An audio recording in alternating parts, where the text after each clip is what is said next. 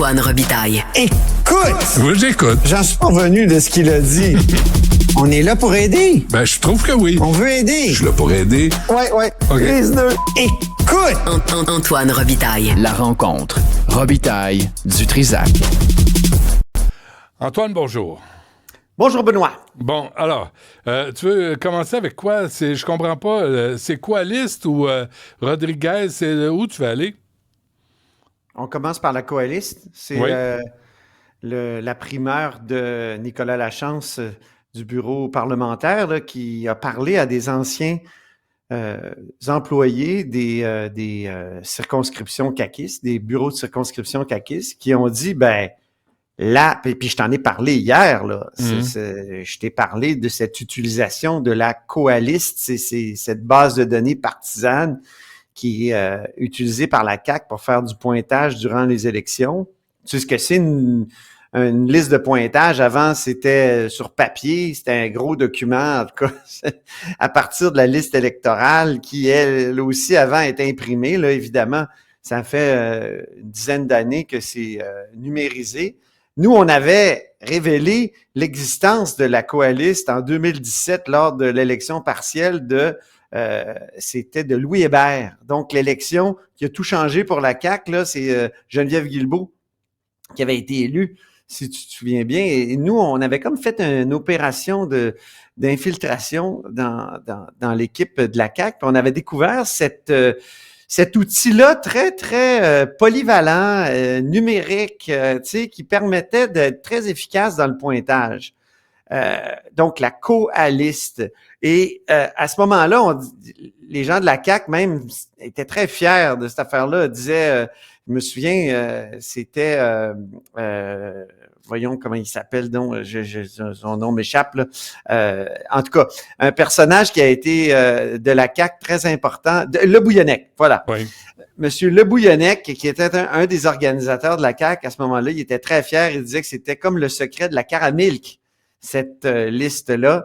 Et il disait que ça avait coûté dans les 7 chiffres au parti, puis que c'était vraiment une arme secrète. Pour le logiciel. Ouais.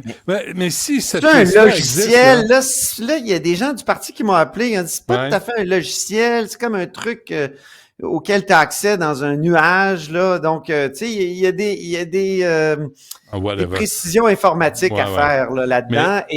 Mais ça veut dire qu'il y a une blacklist. Si tu as une coaliste, ça veut dire que tu as une blacklist. Tu as des noms que tu as identifiés puis qui sont peut-être l'ennemi de l'État, là, à leurs yeux. Bon, c'est ça. Là. Dans l'article de Nicolas, là, on dit qu'il y a des degrés de partisanerie à la CAQ là-dedans qui sont indiqués. Ça serait, tu sais, on a l'impression que c'est comme une liste avec des post-it. Hein? Tu te souviens des libéraux avec leurs post-it? Ouais. C'est ça. Il y aurait des couleurs. Donc, chaque personne, chaque électeur serait fiché d'une certaine façon. Puis moi, hier, je te l'ai dit, là, j'ai rencontré des députés, je pense à Donald Martel, par exemple, qui étaient outrés des révélations de la commissaire à l'éthique, Ariane Mignolet, parce que ça, faut le dire, je l'ai pas dit depuis le début de notre conversation, c'est que en enquêtant sur le député Sylvain Lévesque, la commissaire à l'éthique a découvert que le bureau de circonscription de Lévesque avait eu recours à la coaliste lors du traitement des dossiers des citoyens et des citoyennes. Et là, elle a dit, faut que les partis fassent attention là-dedans. Elle a jeté d'ailleurs un malaise dans tous les partis. Tous les partis ont ce type de liste-là maintenant. En 2017, c'était nouveau. C'était la CAQ qui était un peu en avance. Brigitte Legault, l'organisatrice en chef, était bien fière de ça. Mais là, tu vas me dire que le Parti libéral, sous Couillard, sous Charest, avait pas ce genre de liste-là d'amis et d'ennemis. Voyons ça donc. fonctionnait plus à l'ancienne. Et mais ça fonctionnait pareil. Oui, non, mais c'est sûr. Mais celle de la CAQ était très efficace à partir de 2017. Il y avait comme une longueur d'avance. Ça les a aidés en 2018. Le problème, c'est que quand un citoyen se présente dans un bureau de circonscription, puis qu'il y a un problème avec, je sais pas moi, la CSST, Hydro-Québec ou tout ça, c'est leur dernier recours, souvent aux citoyens, là, aller dans le bureau du député. Hein? Et est-ce qu'on veut qu'il y ait un traitement différencié selon la couleur politique? Ben non. Mais là, à la CAQ, on déchire notre chemise, on dit, ben voyons donc, la commissaire laisse entendre ça, c'est pas vrai. Mais quand même, là, les gens à qui Nicolas Lachance a parlé, il y en a un qui dit, pour un organisme communautaire qui faisait une demande de financement, on regardait la couleur politique des dirigeants. Là, ce matin, il y a quelqu'un du parti qui m'a dit, voyons donc, les organismes communautaires, on sait bien qu'ils votent pas pour nous, là, ils sont tous QS ou à la limite PQ, là, mais qu'est-ce que ça change? Je veux dire, on va étudier ça, puis c'est vrai qu'ils nous ont donné beaucoup d'argent je veux dire, il y en a plein d'argent qui sont donnés aux organismes communautaires. Non, mais tu vas aller chercher des votes dans d'autres partis. Tu fais un effort pour aider ceux qui font partie de ce groupe-là. Puis peut-être tu vas les amener dans ton camp. Peut-être. Tu t'attires pas les mouches avec du vinaigre. Comprends-tu? Grosse fin de semaine pour le Parti libéral du Québec. Celle-là, je la trouve drôle en tabarouette.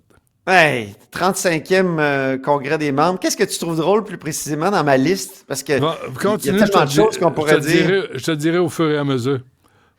Ben, il y a une lettre d'appui à Pablo Rodriguez ce matin qui est sortie. Ça m'amuse.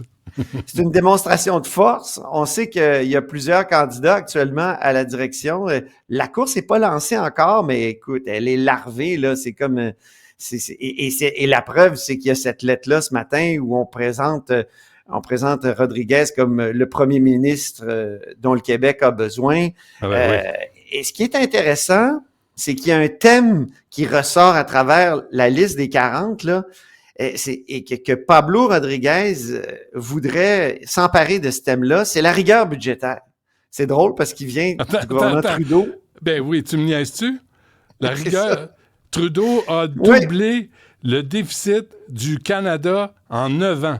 Tout ce que les autres premiers ministres avant lui ont accumulé comme dette pour le Canada, pas déficit, la dette, tout ce que les autres premiers ministres ont accumulé comme dette au Canada, lui, il l'a doublé en 9 ans. Puis Pablo Rodriguez va venir rectifier le tir au Québec.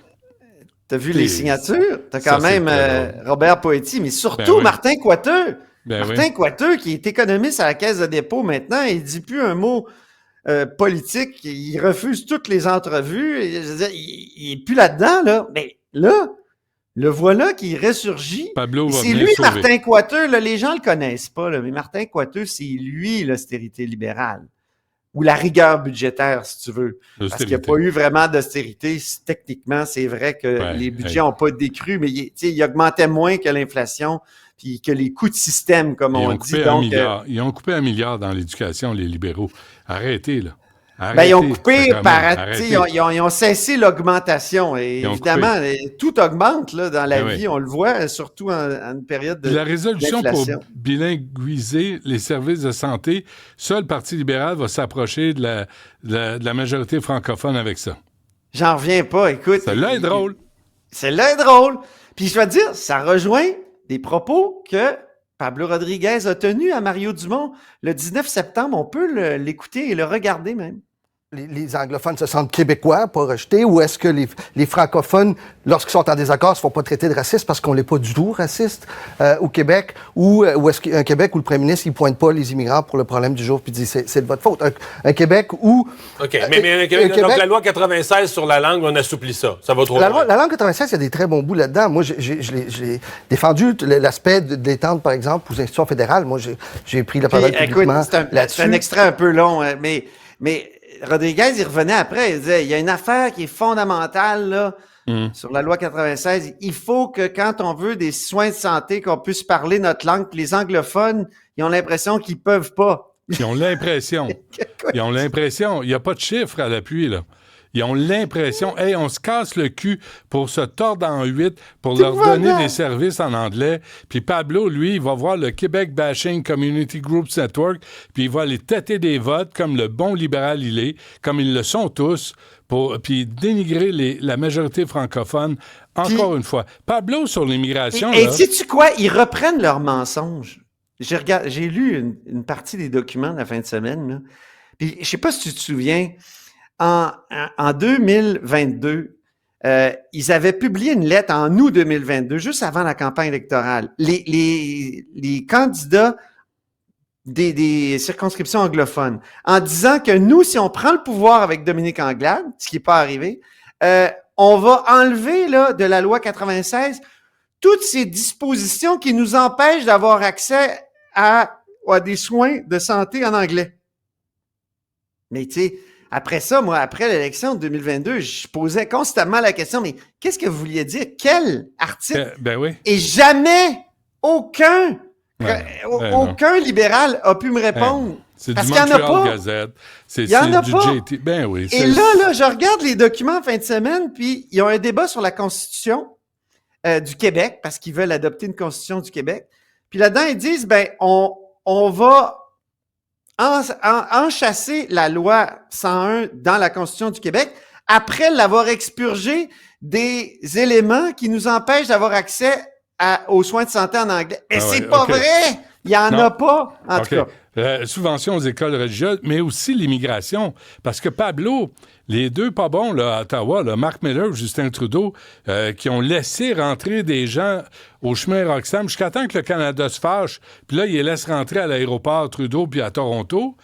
Il dit quoi, lui? Parce que là, Trump va couper, il dit qu'il va, on en a parlé hier, il va expulser 11 millions d'immigrants illégaux.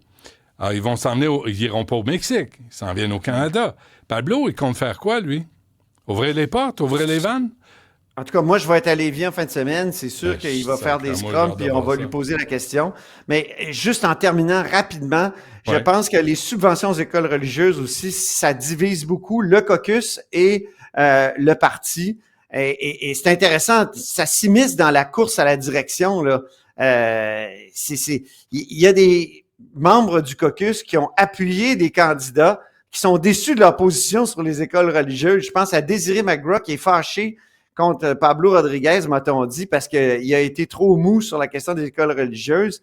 C'est Denis Coderre qui mène la charge pour conserver toutes les subventions aux écoles religieuses. Là, il y a des membres de la communauté juive qui disent, Elisabeth Prass, elle devrait appuyer Coderre.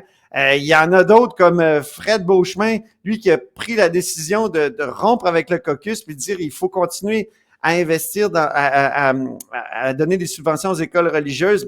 Il y avait un appui au caucus. Elle est fâchée aussi, Sona Lakoyan. En tout cas, c'est intéressant de voir. Il y a comme un chassé-croisé, là, ça divise vraiment. Il y a comme une guerre des religions au Parti libéral du Québec. On va voir en fin de semaine ce que ça va donner. Vive l'endoctrinement religieux des enfants. C'est ça que ça veut dire. Des écoles religieuses, c'est ça que ça veut dire.